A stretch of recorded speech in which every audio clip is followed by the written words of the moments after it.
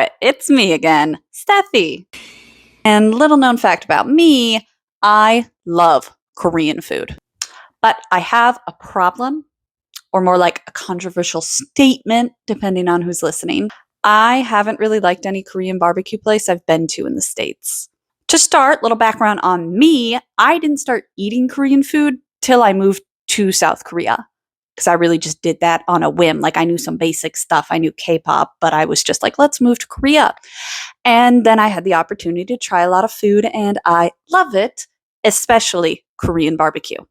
But unfortunately, places here just aren't that good.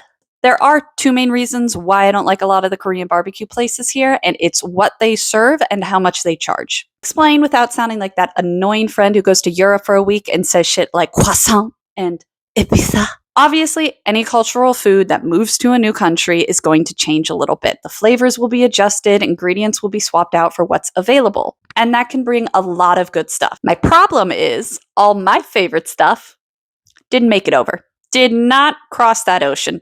Did not make it here. The barbecue places here never have my green onion salad, or they never have my bean sprouts, and they never have samjang.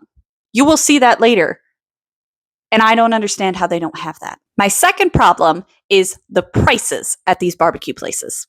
A lot of them tend to be all-you-can-eat barbecue places, which I don't really like that much because then you just feel pressured to just like only eat a lot of meat to make it worth it. And plus, the quality of those meats usually aren't great if it's all-you-can-eat buffets. Then, if you do have the option to go to not a buffet-style barbecue place, they want to charge you like $25 for one cut of steak and every single side dish there is. Why are you charging me $3 to $5 for kimchi?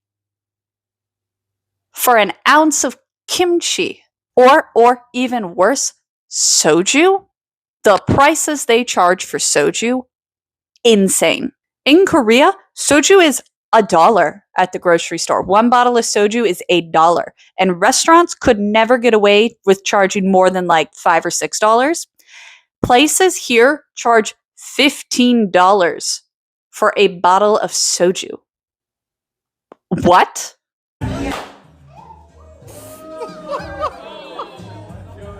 And I am a frugal girl, and these places hurt me. Emotionally, spiritually, they hurt me. So to make a long story short, I pretty much have just stopped going to barbecue places here in the States, and I just make it at home because it's better and it's cheaper. It's actually really cheap once you get over the hurdle of like buying a few essential spices. It's really cheap to make at home. Just takes a little time, a little effort. So I'm actually going to be making some Korean barbecue for me and my cousin, and I thought I'd bring you along to show you how easy it is. Now, reminder, I am not a chef, and I am obviously not Korean. A lot of the recipes I'm using are going to be some combination of ones I found online. There might be ingredients and stuff that I leave out because I just don't have it. I work with what's available to me. But if you are interested in learning more Korean recipes and cooking, here are a few people I recommend. First, you have Aaron and Claire. He is so good at making very simple recipes and knowing what to recommend to swap out for ingredients you may not be able to find. And my favorite person is Mangchi. She is like your Korean mom showing you the real recipe. She never cuts any corners, always has the very traditional. And I just, oh my gosh, I salivate every time I watch one of her videos. So those two people I'd really recommend checking out if you want to learn more about Korean cooking. So let's get started. We got to go over seasonings, we got to do some shopping, and we got to do some cooking. So I moved to my kitchen, which actually isn't even where we're going to be cooking. I'm actually cooking this for my cousin, so I'm going to bring all the stuff over to his place. And I need to pack up all the seasonings, so I figured let's go over some basic seasonings while I'm packing them up. Later, we're also going to be going to Hmart, so be ready for that. So I want to start by going over some of the basic ingredients, seasonings that you will use for a lot of Korean recipes. Starting with one you'll want gochujang, doenjang. This is gochugaru, which is the Korean red pepper flakes. You're going to want sesame seeds and sesame oil and soy sauce.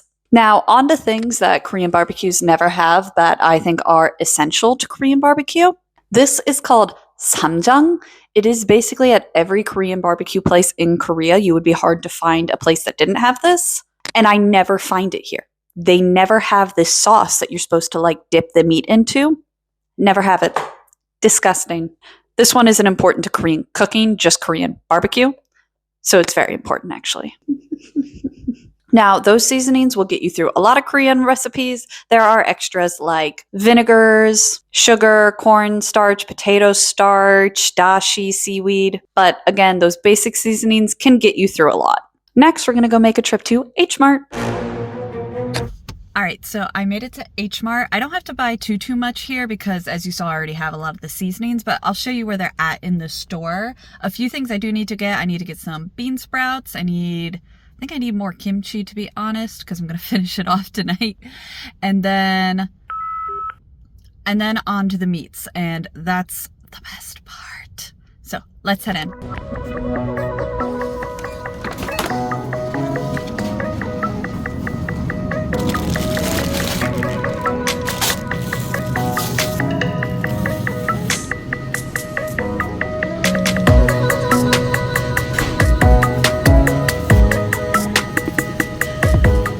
So right by the gochujang and the doenjang is the most important thing for Korean barbecue, samjang. I love this stuff. This is also where I'm going to get my meat, and they have so many great options here. Another thing I noticed at barbecue places in the States is they tend to cut the meat really thin, whereas Korea, it was a lot thicker cuts of meat. Yes, it takes longer to cook, but I promise it's worth it. And look at this, 7 strips of pork belly for $14. Why do restaurants want to charge me $20 for 1 strip? They also have a lot of great pre-marinated options here as well. They have pre-marinated beef, chicken, and pork. I've tried this mix of marinated steaks before, and it was so good. Now it's time to get the best part, which is soju, but actually, psych, I get this at Binny's because it's cheaper than at Hmart. Sorry. Did you know that most of these flavored sojus are not popular in Korea? Yeah, they don't drink flavored soju, and so it's really difficult to find any flavored soju. Usually the only flavored one I can find is the grapefruit one. There's like a lemon one that you'll see sometimes, and that's about it. Also, their ginger here is in the green bottle, not the blue bottle. While I'm in the States, I'm going to enjoy my flavored soju. I think I'm going to go apple. Yummy. Alright, I am back from the store now. Or not back, I'm at my cousin's place now. And it is time to start cooking. I'm gonna remind you again, you're probably gonna see 2 different cooking places because part of this I prepped at home and then part of it I'm cooking here. So some of the things you see me do, like I put certain things in bags that don't need to be put in bags. If you're cooking them at home, just put them straight into the pot. But let's get down to doing some cooking. The first side dish we're going to make is a green onion salad called pamuchi, and I recommend avoiding thin little green onions. Normally restaurants would use a tool to cut long, thin strips, but we're just going to cut like inch-long diagonals. This is where a green onion with thicker leaves is a lot easier to work with. Once cut, throw them into an ice bath. It lets them get more crispy and takes away some of the bite. Then allow them to dry before transferring them to another dish. Onto the sauce. Start with 2 tablespoons of soy sauce, 1 tablespoon of raw sugar, 1 tablespoon of sesame oil, 1 tablespoon of sesame seeds, 2 teaspoons of Korean chili flakes, that's the gochugaru, 2 teaspoons of white vinegar, and 1 teaspoon of minced garlic. After that, just shake it up and wait till you're ready to eat before pouring this over the green onions so they don't wilt. Next, we're making my favorite bean sprouts called 콩나물 무침. You're going to start by boiling these for about 3 to 5 minutes and then plunging them into an ice bath just like the green onions. And as you can see to the side there, I have to use 2 little bowls because my cousin has such a bachelor pad, he barely has any dishes to cook with. It is a struggle here, and you're going to see more of that struggle in a little bit. But for now, let's make a quick trip back to my place to make the sauce. You're going to start with 1 tablespoon of gochugaru, 1 teaspoon of salt, 1 teaspoon of minced garlic, 2 teaspoons of sesame seeds, 1 tablespoon of sesame oil, and 1 tablespoon of soy sauce. Once you're ready, go ahead and mix these together. These actually last well in the fridge for a few days. These bean sprouts are the best. Next, we're gonna make some doenjang jjigae. This might be one of the easiest recipes because you can really chop up any vegetables into it. I'm using potatoes, mushrooms, zucchini. Normally I'd also add like an onion and tofu, but I did not have those when I was prepping this. And the tofu would have just dissolved in the bag, so. Creating the soup base is super easy. You add a tablespoon of green onions, a tablespoon of minced garlic, and a tablespoon of gochugaru. And then it's just putting doenjang in there. I would say do about a tablespoon of doenjang for each cup of liquid you want to use, and it's easy to adjust flavors by just adding some more water or more doenjang as needed. And I recommend instead of using just plain water, use rice water, aka the water you rinse your rice in. For the doenjang jjigae, because I put mine in a bag because I had to transfer it, I'm gonna dump my water directly into the bag, switch it around, make sure I get all the seasonings, and then into the pot. For you guys, I recommend just put everything into the pot. And the good thing about the doenjang jjigae, always make it first because it needs to cook for like 20 minutes and then just simmer it till you're ready to eat. It only gets better. Our last side dish is going to be kimchi jeon, or a kimchi pancake. We're going to use a half cup of all-purpose flour, about 2 tablespoons of scallions, and half a teaspoon of sugar. Then we're going to add a big scoop of kimchi, add a tablespoon or 2 of the brine, and about a 1/4 cup of water. You can add more water or more flour as needed to create a thick pancake batter. Then heat up a pan on the stove with some oil. Use real oil, not this fake oil. It's the only thing my cousin had. Pour in the pancake batter, flatten it out to a thin disc shape. Let it cook for about 3 minutes on each side or until you get a nice golden brown crust. Now, I did totally forget to make the dipping sauce for this, but it is super easy. You're just going to do a tablespoon of soy sauce, a tablespoon of water, a tablespoon of rice vinegar or just any vinegar, a teaspoon of sugar, a teaspoon of sesame oil, and a half a teaspoon of some sesame seeds. And we are done with cooking. Let's see the table. Oh, it's beautiful. Oh, it's so beautiful.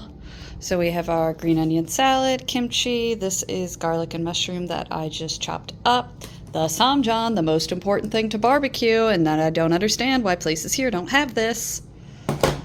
Kimchi jeon, doenjang jjigae, marinated bean sprouts, lettuce, soju, and our pork belly. All right, the last thing I'm going to show you before we get eating is soju shake. If you don't know how to do it, you're pretty much just kind of going back and forth like this. And then I recommend adding, I'm being very dramatic to show you, a kind of this rotation so that it looks a little awkward. But hopefully when you do it fast enough, whoosh, tornado. Let's get grilling. So when you're grilling pork belly, you definitely want your grill nice and hot. You're going to throw that pork belly on and then don't touch it. You got to leave it. You got to give it time to develop a crust. Take the time to run your family through the side dishes. See how the pork here is releasing all its delicious fat? After a few minutes, go ahead and flip it. We'll do this a few times. Now is a great time to throw some of your side dishes on the grill. The bean sprouts and the kimchi are so good grilled.